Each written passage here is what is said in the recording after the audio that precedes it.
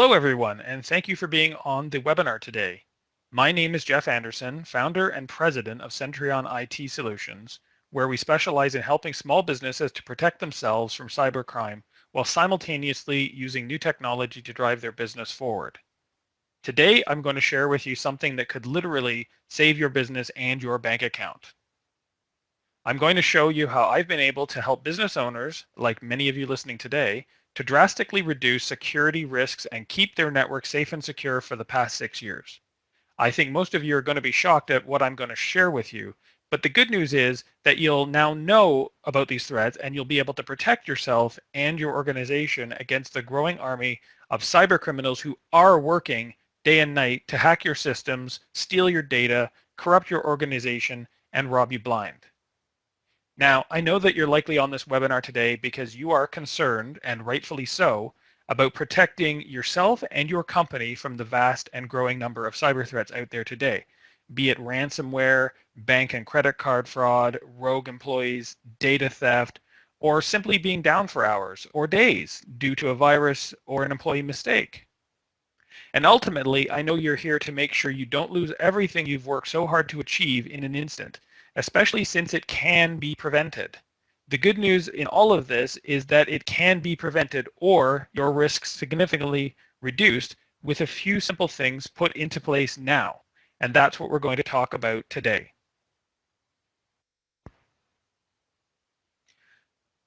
So today we're going to cover a couple of important topics. We're going to talk about the number one security threat to your business that antivirus, firewalls, and other security protocols can't protect against. I'm going to reveal a shocking truth about bank fraud that most business owners don't know about that could literally wipe out their bank accounts. You'll also learn why firewalls and antivirus software simply aren't enough anymore. And finally, you'll learn how mobile phones and cloud apps are seriously jeopardizing your organization's security and data protection and what to do about it. And ultimately, what we're going to cover is how to avoid being a sitting duck to cyber criminals and to protect what you've worked so hard for. The reality is that most of you already are using cloud services and already have employees using mobile devices to work. It's a trend that's not showing any signs of slowing down. However, most of you are adding on these elements in a slapdash, haphazard way instead of being smart and strategic about it. And because of that, you're making potentially expensive mistakes and exposing yourself to unnecessary risks. I should also point out that most businesses are having mobile and cloud technologies leak into the organization bit by bit, but it's done without any strategic intention or forethought about the security risks involved. Now, before I continue, I just want to take a minute and tell you about two special bonuses I'm going to make available at the end of this session, and they are a free IT security audit and an acceptable use policy template that you can use in your organization. The security audit is a really valuable service that we normally charge $650 for that will help you to identify and plug all the existing security holes in your organization.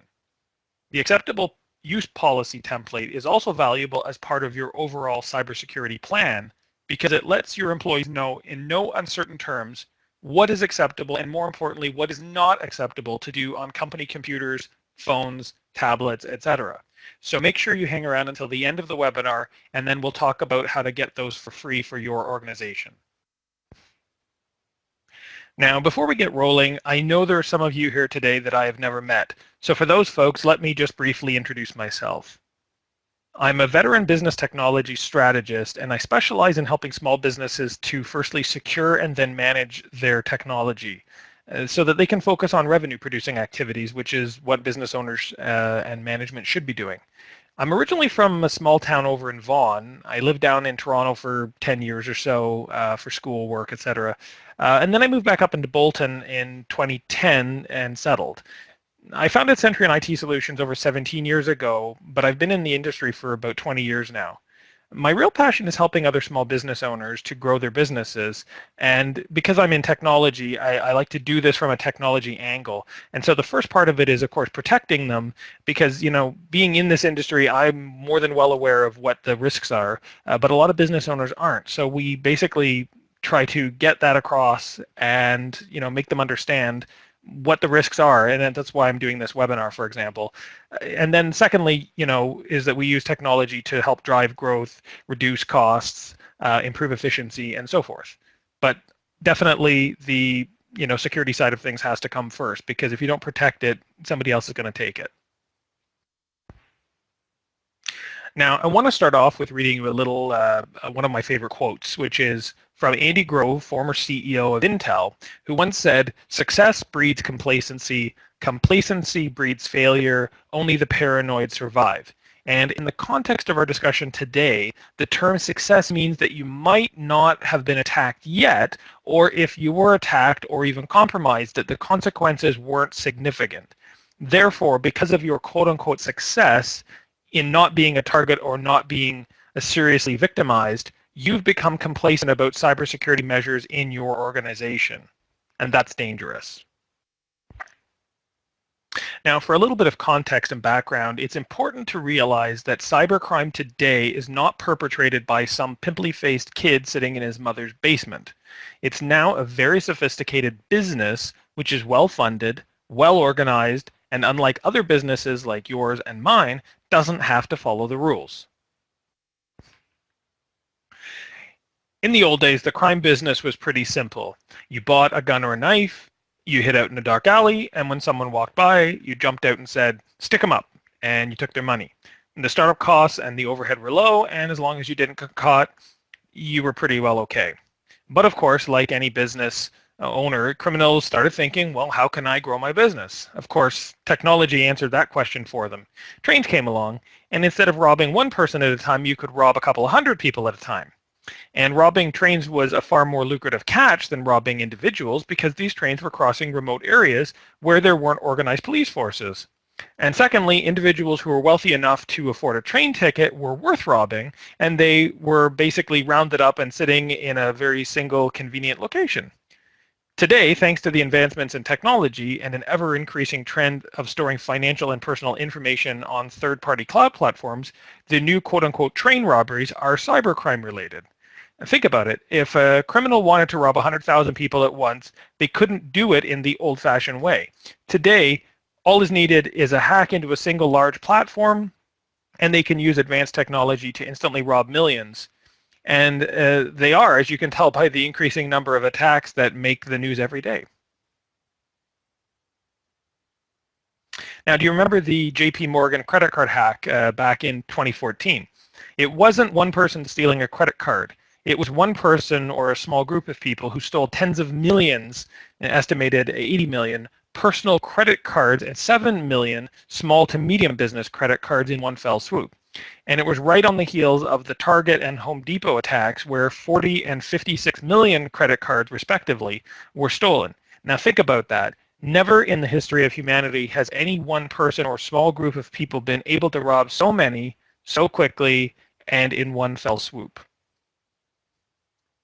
Cybercrime is a thriving and rapidly growing business. It's not just some guys hanging out in a garage. So you may be wondering what happens to all those stolen credit card numbers, logins, passwords, etc.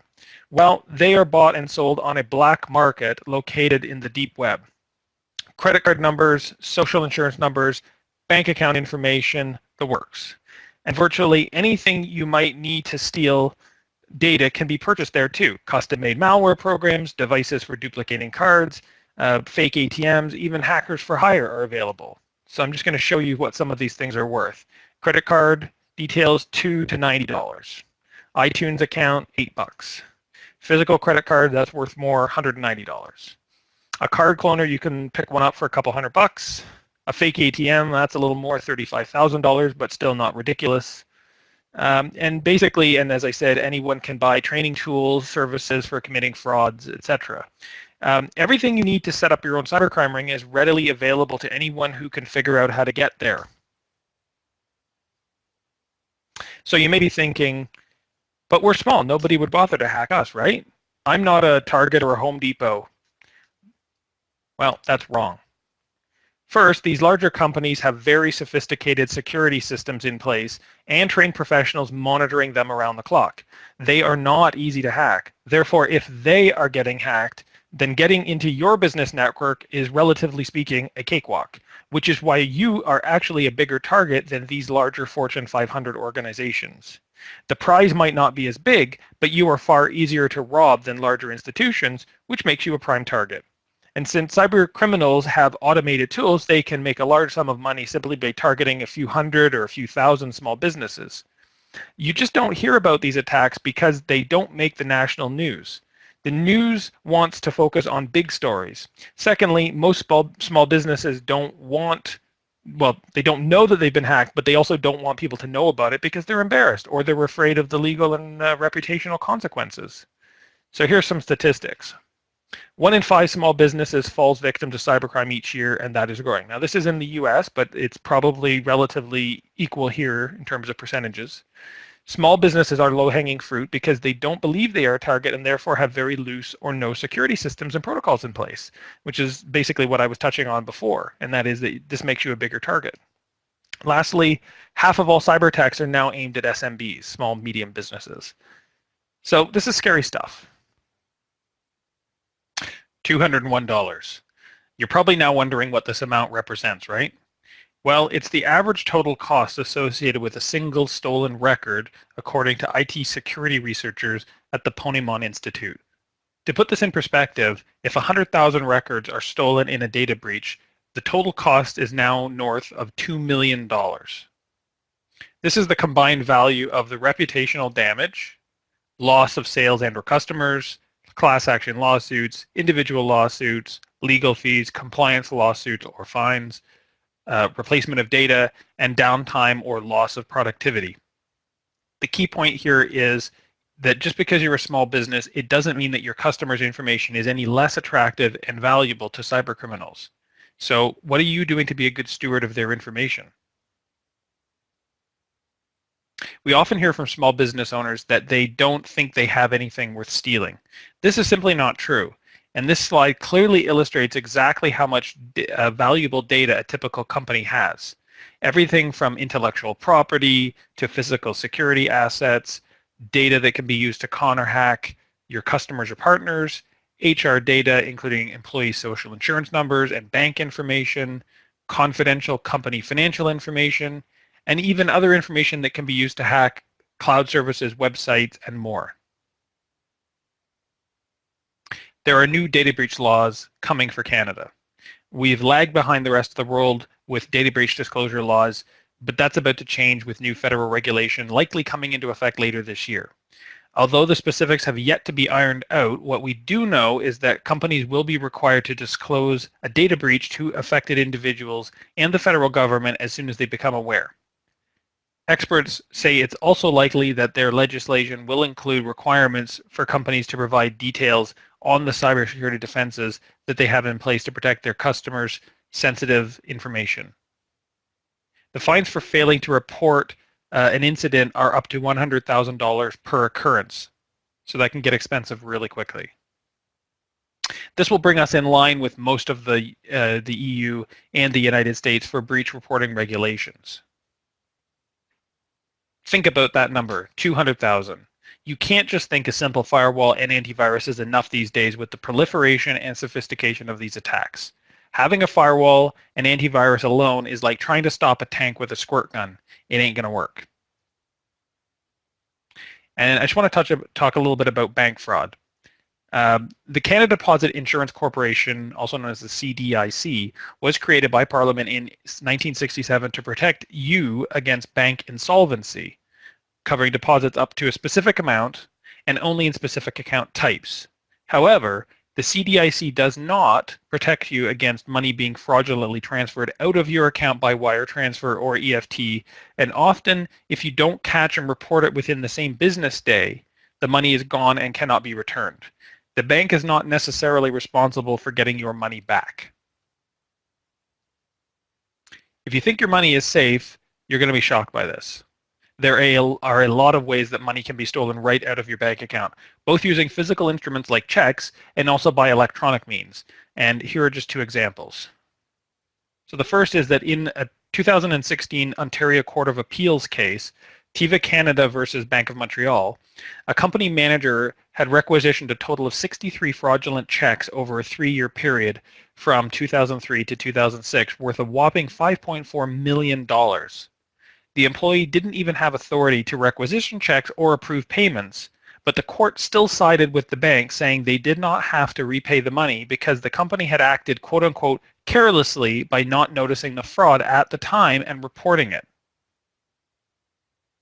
In terms of electronic financial fraud, by far the most devastating is the so-called CEO wire transfer scam. In short, cybercriminals will go through great lengths to assume the identity of the CEO, a trusted legal counsel, or even a trusted vendor. They then send a request to someone at the company who manages money and use language specific to the company they're targeting. Then they request a wire transfer using dollar amounts that seem legitimate.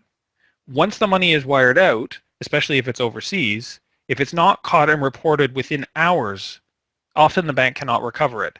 Because what cyber criminals do is it goes from bank to bank to bank, ping-pongs all over the world, and it's basically impossible to track it down. The bank's position in all this is that they're simply executing your directions, and it's not up to them to verify or validate that the account you're wiring money to is legitimate. This is why it's so important to have internal financial policies with checks and balances and to ensure that they are followed rigorously. I'm now going to share with you some tips to protect yourself, which I think you'll find valuable enough to have made the entire time on this webinar worth it if this is all you learned. The first one is don't share your bank PIN with anyone. The bank will not reimburse you if the correct PIN was used. This is obvious, but people still do it. Next, have a dedicated PC for online banking and do not use that PC for accessing any other websites, email, social media, or for downloading files and applications, because these are the activities that can cause a computer to get infected with malware. Next, sign up for email or text alerts from your bank whenever a withdrawal or a credit card transaction over a specific amount happens. This will give you a lot of peace of mind that if a transaction happens for a large amount that you did not authorize, you can report it to the bank right away and there's a better chance of them recovering your money. For wire transfer, we recommend that the bank require your signature. And the reason why is because if you have to physically go to the bank and sign a piece of paper, that means that basically cyber criminals can't do it electronically. If you do have to do it electronically, we would recommend talking to your bank and getting the little fob with the rotating numbers as an extra precaution, so that when you go to log into your online banking, it requires your login, your password, and the numbers on this little fob that the cyber criminals, of course, would not have access to. So it's an extra layer of protection for your account. Lastly, spread your money out in multiple accounts to minimize the risk. This way, if somebody does get a hold of the account numbers for one account and tries to get at it, the chances are that they can't get at the numbers for the other accounts, and it just provides an extra layer of protection. I want to talk a little bit about social media. There's a couple of different areas that these can cause a threat. First one is security. Social media are commonly hacked. In fact, 600,000 Facebook accounts are hacked every single day, and that's a huge number, and it's growing. Mostly this is done by either guessing an easy password or sending a legitimate-looking phishing, that's phishing with a PH, email with a link that directs you to a Facebook lookalike website where you're prompted to enter your information. Once you do this, the cyber criminals can now use that information to log into your real account and do as they please. I should note that this phishing technique is not just for Facebook or indeed social media, but it actually is the #1 way that all online accounts get compromised, including online banking, email services like Gmail or Hotmail, PayPal, and more. The second area that social media is a threat is the significant loss of productivity. It's not so much a cybersecurity threat as it is a time suck and a money waste. As you can see from the statistics, almost every employee is guilty of wasting time on social media during work hours at some point, with the amount of time varying from less than an hour to over 10 hours. For business owners, the big question here is, how much money is this costing you? Most likely it's more than you think, because it's a soft cost and it doesn't show up on your P&L or your balance sheet. It's difficult to evaluate, and so it gets swept under the mental rug. If you stick around till the end, I'm going to show you a way to curb this behavior. The third way that social media is a threat is just bad PR. Employees have a habit of posting things online that they shouldn't, making comments that they shouldn't, and sometimes these can get tied back to your company, and it just causes you a bad PR. You can lose customers over it. In really extreme cases, such as the one shown here, this gentleman is standing in the bins of lettuce at a restaurant. People did manage to track him down and get him fired, but the damage was already done, and the restaurant, already suffered that. Ransomware is another area that there's a lot of danger coming from. A writer once asked a literary agent, what kind of writing pays the most? Her answer was simple: ransom notes. And that's sort of what's happening in the cybercrime world as well. Sensitive data in the wrong hands is used to extort money. It goes something like this. Your computer gets infected and the ransomware program goes to work scrambling all your personal files, including documents, spreadsheets, pictures, and more. Once it's done, a message pops up demanding a payment in order to get your files back. At this point, you have two options. Pay the ransom and hope that these are honorable thieves that will give you your money, that will give you the key to decrypt your files. Or you can restore from a good working backup taken before the infection started. And you do have good backups, right? So here's some recent ransomware news that you may have seen over the past few months. The biggest one was the WannaCry that was infected some 100,000 computers around the world. And then more recently, there was one called Petya that was released, and it was thought that it came from the Russian government, and it was aimed at the Ukraine infrastructure, and essentially it just scrambled the files and didn't give them any way to get them back. One thing is for sure, and that is that there will be more of these cyber attacks coming because they are very lucrative for the cyber criminals. Another area where many companies are vulnerable is called shadow IT. This is technology that is present inside a company, but which has not been officially sanctioned by management, nor has it been vetted, controlled, or monitored by the IT department or the outsourced IT provider to ensure that it meets the company's security protocols. Common examples include free services like Dropbox, Google Drive, and so forth. And while these tools may be more convenient for the employees, they are putting your company's data at risk. For example, in 2014, 7 million Dropbox accounts were hacked, giving the hackers complete and unfettered access to those accounts and any files that they contained. This is a risk, and you need to make sure that your information is controlled. Another area that's causing a lot of problems is mobile. Just about everybody today has a smartphone, and most also use it to access company email. But how many have their phone password protected? And what about a kill switch to remotely delete the data if it's lost or stolen? If you just think about all the sensitive information that's contained in your email account, it's obvious why this is needed. But the truth is that most small businesses do not enforce these policies because they're inconvenient. When most people hear the word spam, it brings to mind annoying but seemingly innocuous emails for little blue pills. In reality, though, spam emails are the most common attack vector for cybercriminals to get inside a company's network. This is commonly called phishing, and that's phishing with a PH. And here's how it works. The cybercriminals send out thousands or millions of emails that appear to be from a legitimate source, like your bank or PayPal or Apple or from a vendor. And it usually contains a message designed to create a sense of urgency and take the action that they want, which is usually either clicking a web link in the message or opening an attachment, which then infects your computer. So how do you protect yourself?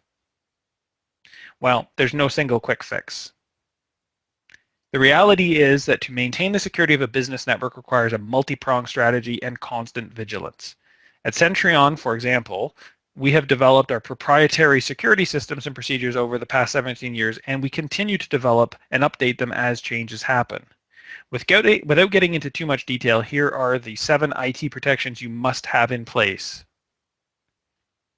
Number 1 is a business-grade firewall. It's important to note that the firewall is the only thing that stands between your business's network and the cyber criminals on the internet. This is literally the drawbridge that's keeping the bad guys out. So it's very important that you invest in a business grade unit, that not just a $50 unit from a big box store, and call it good enough. That just doesn't cut it anymore. A true business-grade firewall is much more than a simple router and actively works to protect your business from a multitude of threats, both inside and out. The bottom line is every business needs a good firewall. Number 2 is business-grade anti-malware. This is sometimes called antivirus or security software. The names all mean the same thing. Business-grade is more robust than your typical home PC antivirus software. It's centrally managed so that changes are applied to all computers on the network with less risk of accidentally missing any. And it's continuously monitored to ensure that it's kept up to date and that it's actually running on all computers.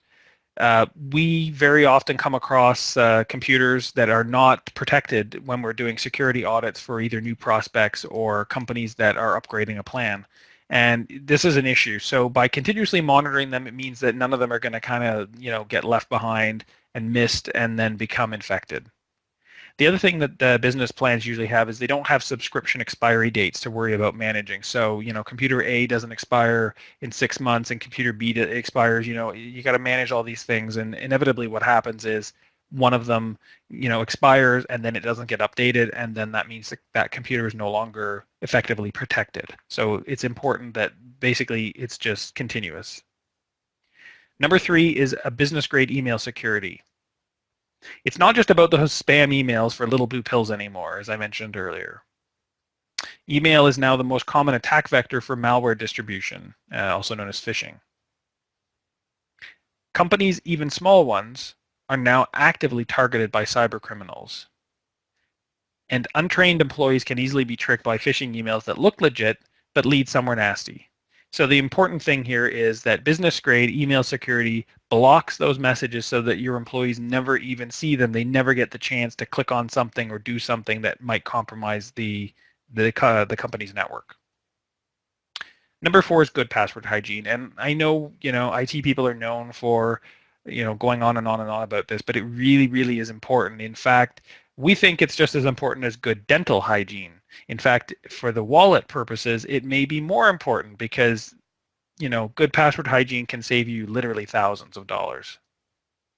Don't use the same password for everything. If you do, then if one service gets compromised, the cyber criminals will then try to use that password on other sites, and it will work. And so they'll basically have access to everything everywhere that you have online.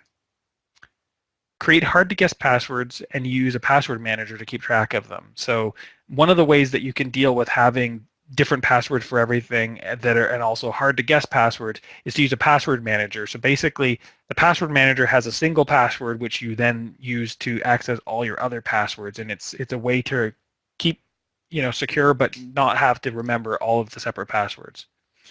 We also recommend changing your passwords a few times per year. This basically just means that if somebody gets a hold of an old password, that it doesn't work anymore. And where possible, we recommend using two-factor authentication. Usually this is where they send you some sort of a PIN code to your phone through a text message whenever you try to log in or whenever they see suspicious activity on your account. And it just provides an extra layer of protection because chances are the cyber criminals wouldn't have access to your phone. Number 5 is to educate your people. Your people are the number one threat to the security of your network because they like to click on things. That's right. People like to click on things. It's human nature. So you need security awareness training, and that teaches them how to spot phishing emails and rogue websites, how to handle suspicious pop-ups, know what not to click on, and know when to contact IT support for help. Number 6, business continuity.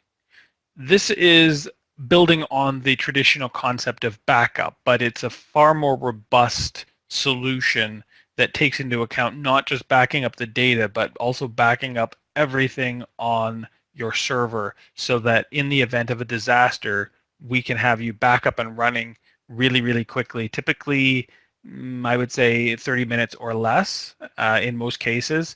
And this is especially important with ransomware because ransomware can take you down for literally days, and there are cases where this has happened with some very high-profile organizations. Number 7 is cybercrime insurance, and this is something that a lot of businesses don't think about, but it actually is really important.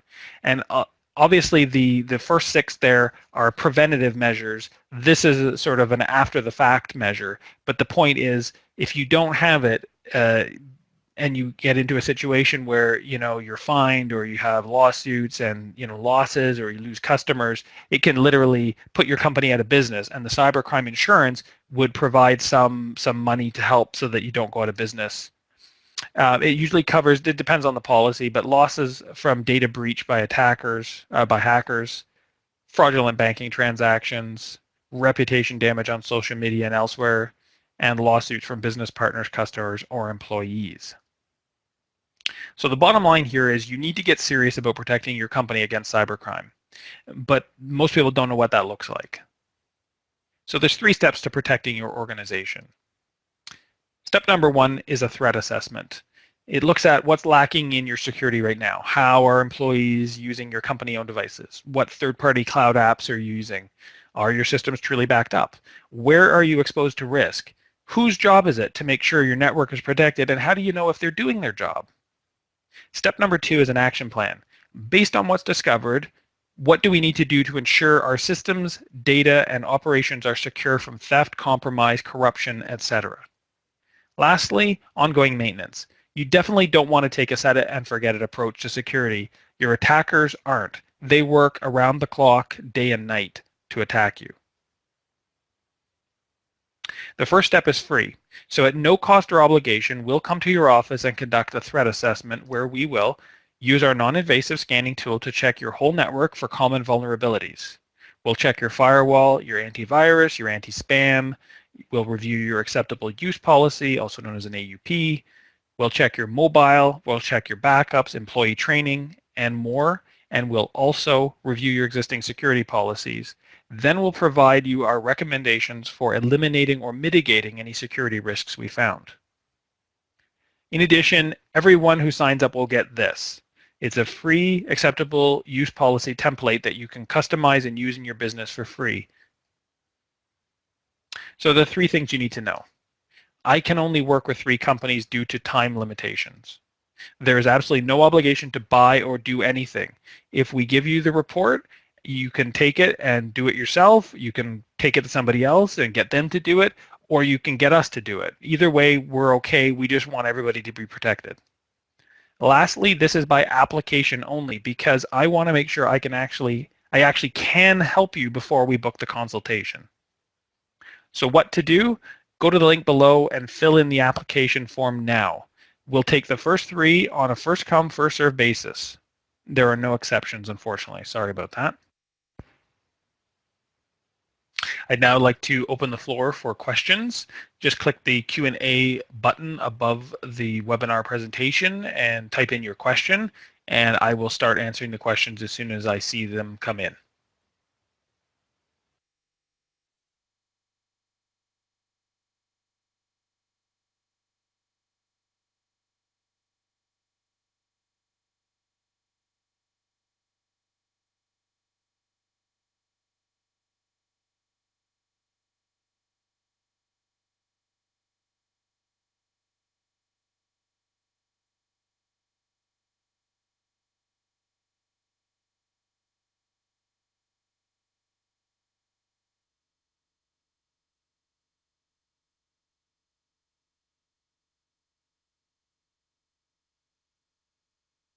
All right, so we have a question here from Barbara, and she asked about password managers and can we recommend one? I don't have any particular preference on this. There's a bunch that are available for mobile phones, and that seems to be the handiest because it's something that you can kind of keep with you and you always have it with you so that you can have access to those passwords wherever you go. I would just say basically go online and look and see which ones are the most popular. Usually they're the ones to go with for that.